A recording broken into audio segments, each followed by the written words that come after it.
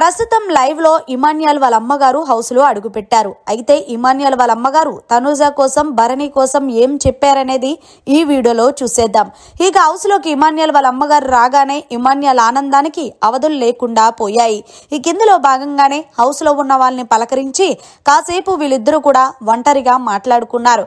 ఈ కిందలో భాగంగానే వాళ్ళ అమ్మ మాట్లాడుతూ ఏది ఏమైనా నేను ఏ బంగారాన్ని వద్దనుకున్నానో ఇప్పుడు అదే బంగారం రెండు తెలుగు రాష్ట్రాలతోని బంగారం అనిపించుకుంటుంది అంటూ చాలా గొప్పగా ఇమాన్యుయల్ కోసం చెప్పుకుంటుంది.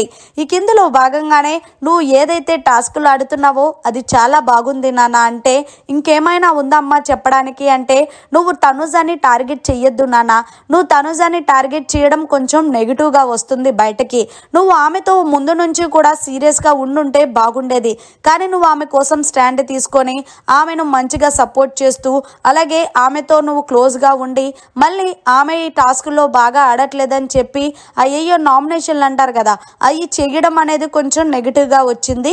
సో నువ్వు తనుజాని అలా కాకుండా నువ్వు ఎలా ఉంటావో ఫ్రెండ్ గా అలానే ఉండు నాన్న అంటూ తనుజాని టార్గెట్ చెయ్యొద్దు అంటూ క్లియర్ గా చెప్పేశారు లైవ్ లో ఇమాన్యుయల్ వాళ్ళ అమ్మగారు.